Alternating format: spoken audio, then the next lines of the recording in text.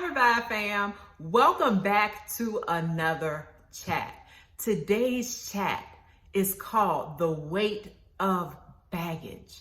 Now, when I say baggage, I'm not talking about like luggage.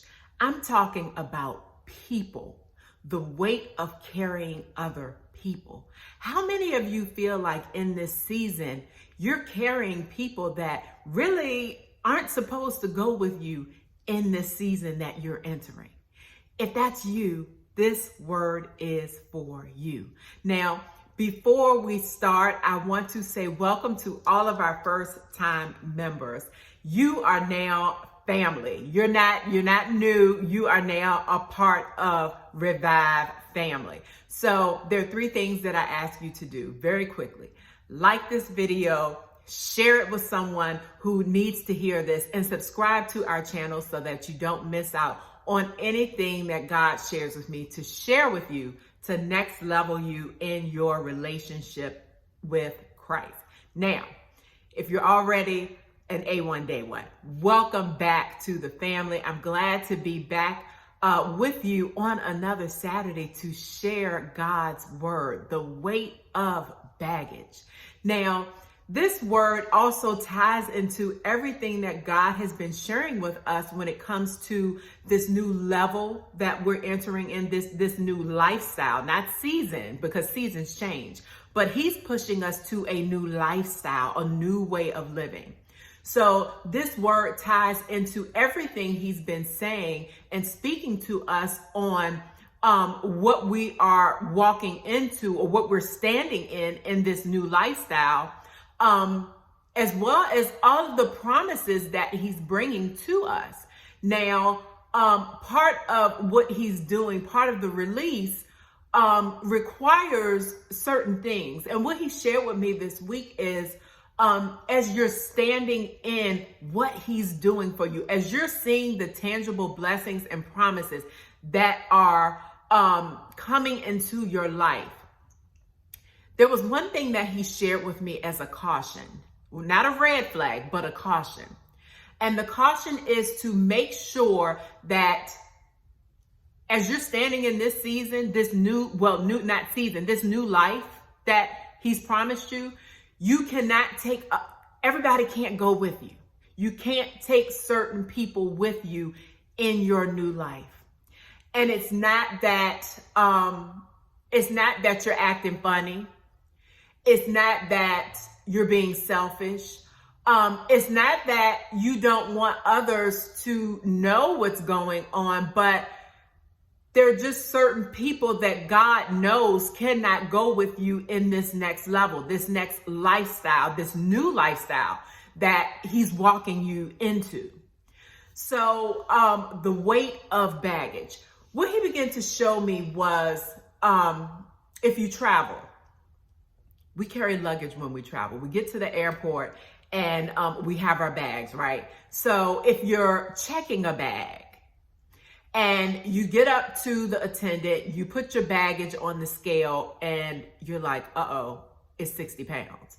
Well, most airlines, if it's 50 pounds, it's free. But anything over a certain weight, you have to pay extra because it's more baggage. It's heavier. So with the heaviness, it costs something. God.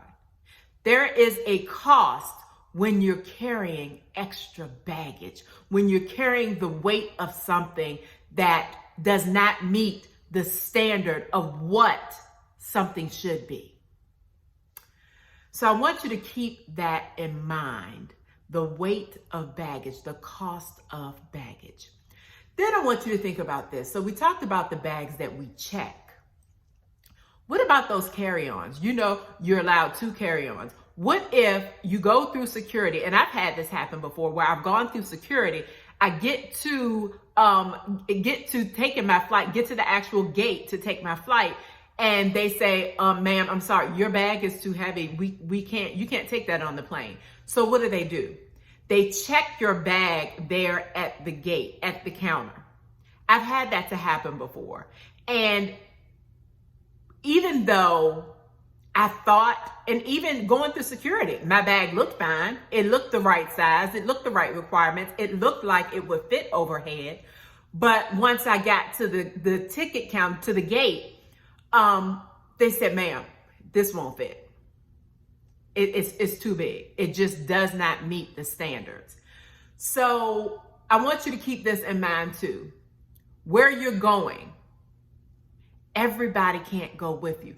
Just like my luggage, my carry-on luggage could not go with me inside the plane. It had to stay and be checked and put under the plane. That's the same way it is when it comes to this next level that God is taking us to. Everybody can't go. No matter how much we want them to go, everyone cannot go. Some people, you're going to have to leave them there and they're going to have to be checked into a different location. And it's not that there's anything wrong with that, because you think about that checked bag, even though it didn't go with me into the cabin, it still reached the destination, but it just couldn't go with me at that time. My God. And that's how it is with you now. It's a caution, so that as you're standing in your new life, you don't allow the weight of other people to cost you something. So what he began to show me was Genesis 12 with the story of Abraham and Lot. So let's start reading the scripture. And I'm going to read parts of Genesis 12 and 13. I'm going to kind of skip around, and I'll put the scriptures in the description field so that you can go back and read it for yourself. But we're going to start with Genesis 12, and we're going to start with verse 1. We're going to do verse 1 through 5, and this is the New Living Translation. The Lord had said to Abram, this was before Abram became Abraham. The Lord had said to Abram, leave your native country, your relatives, and your father's family, and go to the land that I will show you. I will make you into a great nation. I will bless you and make you famous, and you will be a blessing to others. I will bless those who bless you and curse those who treat you with contempt. All families on earth will be blessed through you. Verse 4. So Abram departed as the Lord had instructed, and Lot went with him. Abram was 75 years old when he left Haran. He took his wife, Sarai, that's before Sarah became Sarah, his nephew Lot, and all his wealth, his livestock, and all the people he had taken into his household at Haran, and headed for the land of Canaan. So I want to go back before we even go any further. Let's go back. So Genesis 12 and 1, the first instruction that God gave to Abram was, leave your native country. Okay? So he did that. He left. It also said, leave your relatives and your father's family. Did he do that? No. He didn't do that. And this also ties into what we spoke about a couple of weeks ago about partial obedience. Are you being partially obedient, or are you being fully obedient, following each instruction that God has given you? In this instance, Abram was not fully obedient. He only followed part of God's instructions by leaving. He left his native country, but he didn't leave all of his relatives. He took Lot with him. That wasn't God's instructions. God did not tell him to take the extra weight, the extra baggage.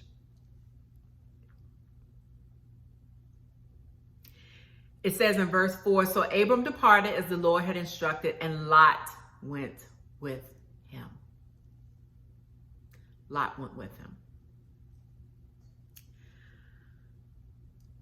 God's instructions weren't to leave your native country. Leave your family, your relatives, your father's family, but take Lot. That's not what God said. That wasn't his instruction. But somehow Abraham, there was a disconnect somewhere. And he took Lot with him. But God's instructions were to leave your family, leave your native country, and go to a land that I will show you. I will bless you. I will bless your descendants. If you follow my instructions, this is what I'm going to do for you. Keep that in mind. If Abraham follows the instructions, God said, this is what I'll do for you. I will bless you. Sometimes we can have a slight disconnect when it comes to following God's instructions. And it's not that it's intentional. Think about Abraham. God told him to leave his native country. Leave your family behind. Take your wife, your livestock, and go. Go to a land that I'll show you. But think about Lot. Lot was Abraham's nephew. And Abraham's probably like, hey, my nephew has a bright future ahead of him. There's so much that he can do if he leaves out of this place, if he leaves this country. And I want to give him that opportunity. I want to give him the opportunity to be better, to do something greater. Because what's going on here, it's not going to get him to where he needs to be, to where I know he can be.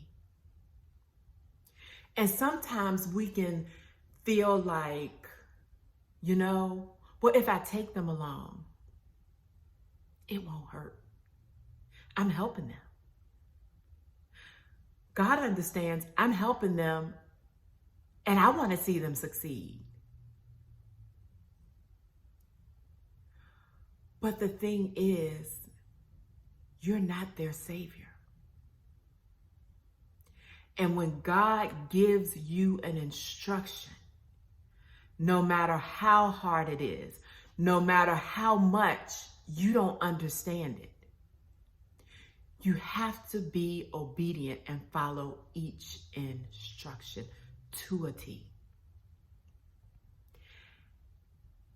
And in this new lifestyle that God is bringing you into, that he's placed you in, you're at the beginning. And he has so much more for you. But there's a caution. And the caution is, everyone can't go with you. You have to follow God's instructions to a T. Let's jump over to Genesis 13, 1 through 9.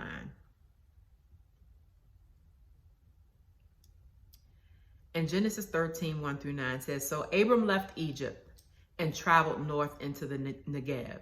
Now, after they left, they ended up going, they ended up going to Egypt. And when they went to Egypt, Abraham told Sarah, his wife, when the Egyptians see you, they're really going to like you. They're going to want to make you, the Pharaoh's going to want to make you his wife. They're going to see you, you're beautiful. So don't tell them that we're married. Tell them that you're my sister, so nothing happens to me. So they do that. Sarah follows with the plan and tells Pharaoh that she's Abraham's sister and not his wife. Pharaoh finds out and tells them, you know what? You lied to me. This is your wife, not your sister. Leave, get out. So they're forced out of Egypt. And this is where we're picking up now. So they've left Egypt. And it says, Abram was very rich in livestock, silver, and gold. From the Negev, they continued traveling by stages towards Bethel, and they pitched their tents between Bethel and Ai, where they had camped before. This was the same place where Abram had built the altar, and there he worshiped the Lord again. Verse 5, Lot was traveling with Abram. There we go again. Lot was traveling with Abram. So Lot was with him this entire time. So Lot, who was traveling with Abram, had also become very wealthy with flocks of sheep and goats, herds of cattle, and many tents. So Lot was prospering because of Abraham's decision to take him along. Lot was getting rich. Lot was getting herds. Lot was living his best life because of Abraham's disobedience.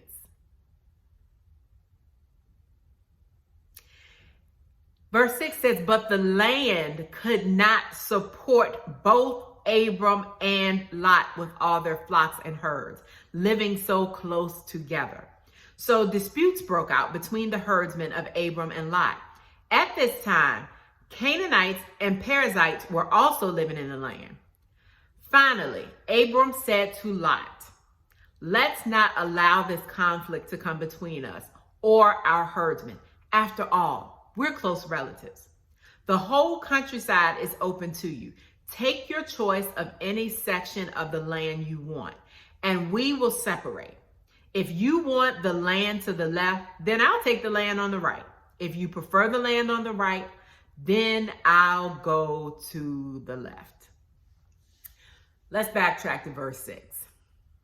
But the land could not support both Abram and Lot with all their flocks and herds living so close together. The land wasn't supposed to support both Abram and Lot. It was only supposed to support Abram. That's why he told Abram in verse 1, Genesis 12:1, to leave your native country, leave your relatives, and leave your father's family. But Abraham was disobedient. He carried the weight of another person when he wasn't supposed to take Lot with him in that next level. And as a result, the land couldn't support them both. And they began to be in conflict between each other. Why? Because Lot wasn't supposed to be there. He wasn't supposed to be there. Lot was supposed to be following God's plan for his life, not following Abram's plan for Lot's life.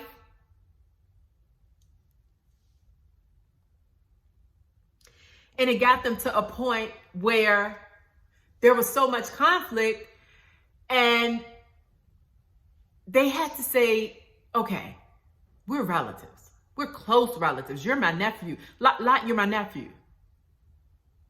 We can't do this.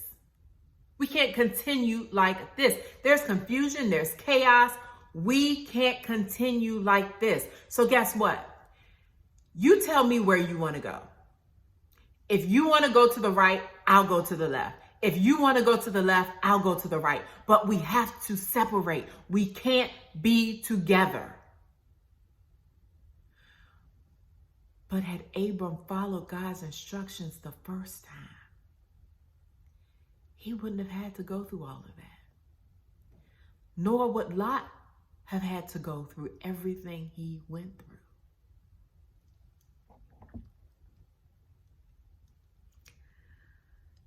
Let's skip down to verse 12, Genesis 13:12. It says, so Abram settled in the land of Canaan, and Lot moved his tents to a place near Sodom and settled amongst the cities of the plain.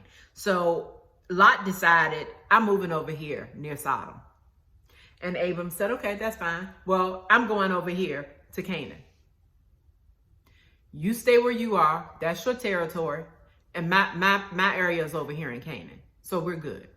We don't have to have any more confusion. I don't have to feel this weight of carrying you, bringing you with me. You're good. Just do your own thing, Lot. And that's what happened.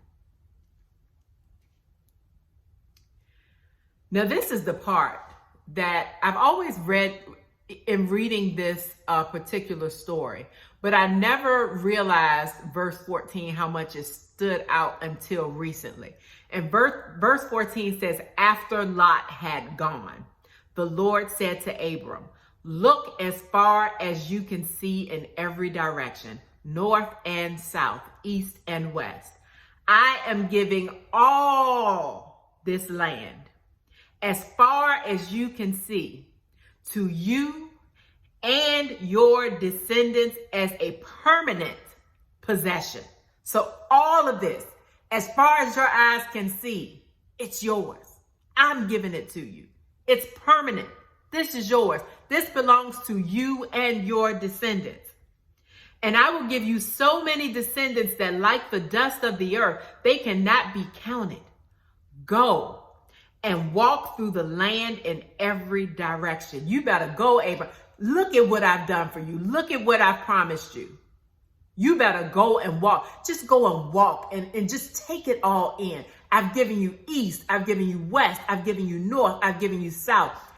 As far as your eyes can see, that's yours. Everything is yours. For I am giving it to you. So let's circle back to verse 14. After Lot had gone, the Lord said to Abram, look as far as you can see in every direction, north and south, east and west. I am giving all this land as far as you can see to you and your descendants. The highlight here, after Lot had gone, after Lot was out of the picture, after the extra baggage, the weight was gone, then God was able to place Abraham into everything that he promised him back in Genesis 12:1.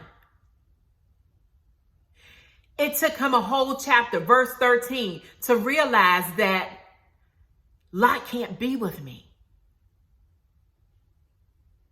It wasn't until Genesis chapter 13 that Abram experienced all that God promised him in chapter 12. He had to wait a whole chapter. Think about that. To realize that Lot couldn't be there. It was too much heaviness. It was too much baggage that he was carrying, that he couldn't experience all that God had promised him because of the extra weight. There was a cost to the weight, and the cost of the weight, W-E-I-G-H-T, caused him to wait, W-A-I-T, until God exposed him to the promises. The weight, W-E-I-G-H-T, caused him to have to wait, W-A-I-T.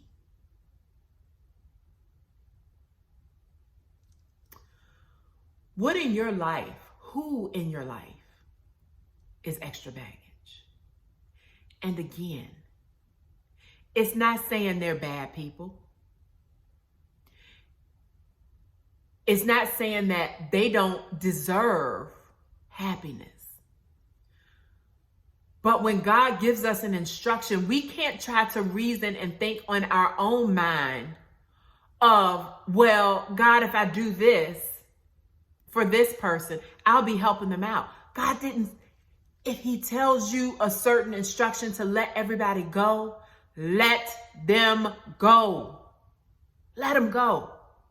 Because God knows what will happen if you hold on to that extra weight. He knows what it will cost you to hold on to the weight of the baggage.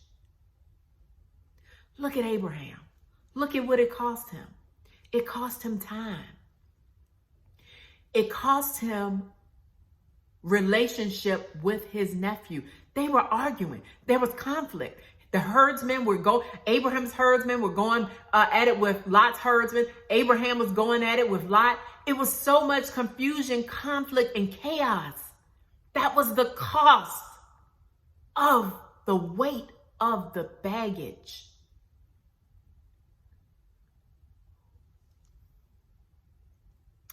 The weight of the baggage. What is it costing you? Have you received instructions from God to let someone go? But you just can't find the strength to let go. Maybe you're like, God, that's my best friend. I can't let go somebody I've known all my life, and you want me to let them go? My parents, I have to let go, but they're my parents. It's not always easy. Being obedient doesn't always make sense. But God knows the cost of the weight of the baggage. God, you're telling me I have to let my sister go, my brother go? The cost of the weight of baggage. Would you rather be obedient to God's instructions the first time? Or would you rather do what you feel is right? Ignore God's instruction and incur a cost on what he's promised you. Look back at Abraham. God told him in Genesis 12, go to a land that I will show you. I want you to leave your native country, leave your relatives, leave your father's family, and go to a land that I will show you. Had Abraham been obedient, it wouldn't have taken him to Genesis 13 to receive the promises that God gave him in Genesis 12. And remember this. Just because you're letting someone go, it doesn't mean that, oh, I'm just cutting you off. When God says let go, it doesn't mean, oh, I'm just cutting you off. Now, and sometimes he may say that depending on what the situation is. But letting go could mean keeping quiet. Letting go could mean not sharing every single thing that's going on in your life. Letting go could be a moment of isolation where God is working with you and doing things in your life where you have to be at a place where it's just you and God until he says, okay, you can bring those people back in. Letting go may not always be permanent. Letting go may be temporary. But when God says let go, regardless of whether it's temporary or if it's permanent, when he says it, you have to be obedient, or it will cost you. And for some, if you don't see it, it can cost you your promise. Think about it. Situation with Abraham and Lot. Had Abraham not come to the decision, had he not come to a point where he said, okay, we're close relatives. We're arguing. There's conflict between us. There's conflict between our herdsmen. We can't do this anymore. What if he never would have gotten to that point? And he just continued to deal with the weight of the baggage. Would he have ever made it? Would he have ever seen all of the promises that God had told him would be his and his descendants? So when you're thinking about letting go, even as hard as it may be, think about the cost of you not letting go. And think about everything that you've been through to get to this point. You fought. And do you want to allow your feelings to prevent you from walking into everything, the permanent possessions, the permanent new lifestyle that God has for you? And I know it can be hard, especially when you're a person who You love hard. You want to see everybody. You genuinely want to see others succeed. You do. When others succeed, you celebrate. You're always encouraging people. And when that's you, you're the encourager. You're the one who wants to see people succeed. You're celebrating everybody's wins. When that's the heart that you have, it can be hard when God gives you an instruction to let go, because it's like, okay, God, but I want to help them. I want them to get there too. I want them to win. And God is like, but that's not your, as I tell my kids, we say, that's not your ministry. God says, this is my thing. You let me deal with them. I have something for them. I have something wonderful for them. They just have to follow me. They have to be obedient and trust me, just like I'm asking you to be obedient to my instructions and trust me. They're good. You do what I've instructed you to do. I've got them. So if you feel like, well, I'm leaving them behind, or I'm not, you're not. You pray for them and pray that they will be obedient and open to God's instructions. Because each of us have a choice in life. You can't allow someone else to ride on your coattail. Think about it. When we all get to that place where we're standing in front of God, God is going to ask us about our individual lives. Where we spend eternity will not be based on anyone else's actions, anyone else's choices that they made in life. Where we spend eternity is going to be based on our individual choices. So you have to be okay with letting people go, knowing that God's got them and God will bring them through. God, if they want him to. That's the key. But you can't carry the weight of the baggage of someone else.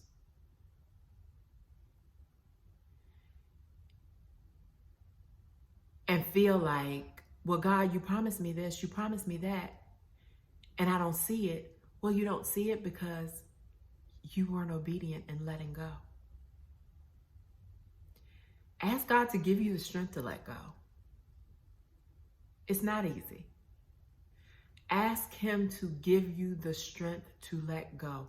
And like I said, pray for the individual or individuals that you're letting go, that their eyes will be open to how God sees them and what God has for their lives. You're not their savior. God is.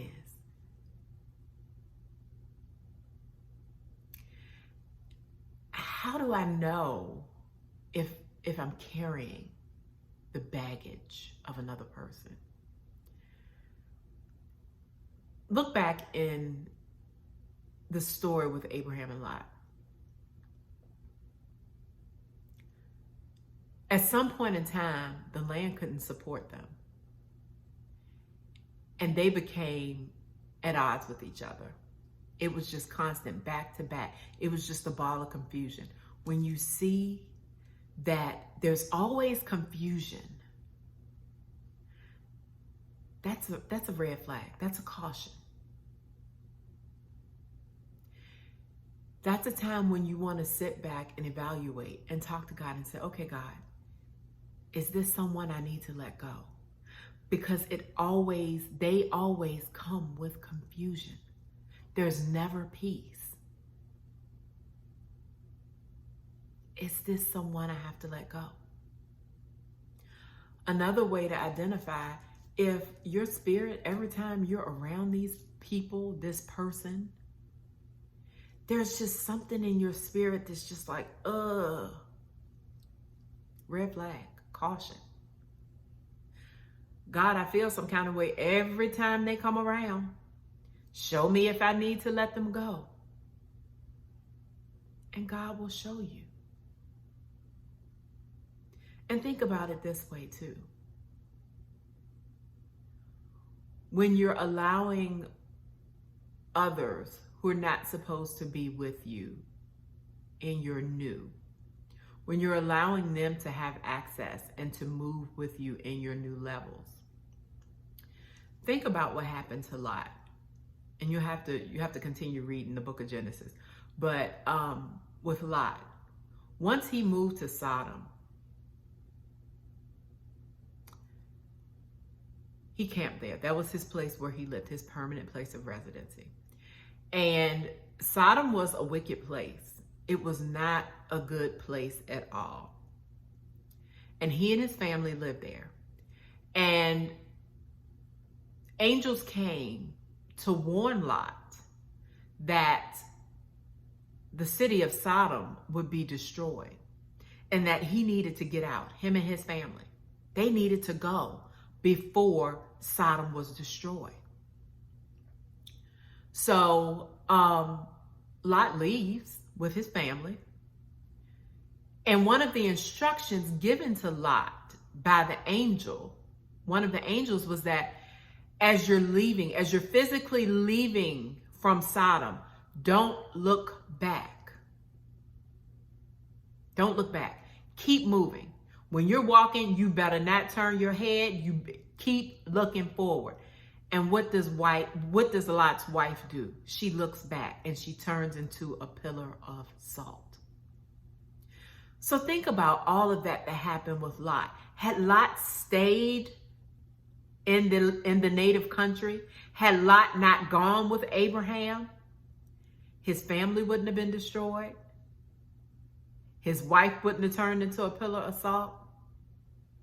So when we take people, when God has told us not to take them with us in our new level, we're doing a disservice to them as well. Remember that. So when you start saying, well, I feel like I need to help them. If you take them and God has told you not to, you're doing a disservice to them. The weight of the baggage. What does it cost? Are you willing to pay the cost for the extra baggage? Take it back to the analogy with the luggage. I don't know about you, but I can remember times when I would check my bag, and if it was over 50 pounds, if it's 53 pounds, I would take that bad boy off the scale, and I would start taking clothes out or whatever I had in there and start shoving stuff in my pocketbook so that I would get right to 50 pounds because I didn't want to pay the cost. I didn't want to pay the cost. Do you want to pay the cost and not receive all the promises that God said is yours? Look back, Genesis 13:17. God tells Abraham, go and walk through the land in every direction, for I am giving it to you. Don't you want to be free to walk into every direction of the promise? When you look over here, as far as you can see, that's yours. When you look over here, as far as you can see, it's yours. When you're looking behind you, as far as you can see, that's yours too. When you're looking straight and you're like, oh my goodness, look at those hills and valleys, that's yours too. Don't allow the weight of the baggage to prevent you from walking into everything God has for you. Family, I pray that this word blessed you all and that it gave you something to think about as you're standing in this new level, this new lifestyle that God has placed you in.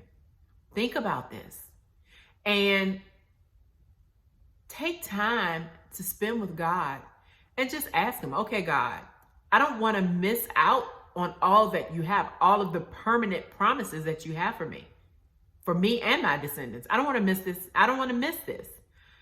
And ask him to show you who it is that you need to let go before you get any further into experiencing all the tangible promises. Because you don't want to get to a point where there's conflict. You begin to see tangible promises, but then it kind of comes to a halt because there's conflict of other people that you brought with you in this new life. And God is like, no, I told you, leave them alone. Let them go. They're not for you right now. So sit with God. I strongly encourage you now, today, sit with God and allow the Holy Spirit to speak to you and show you who's supposed to be with me in this new life. Family, I love you all. I pray that you have an amazing week. And until next Saturday, be blessed.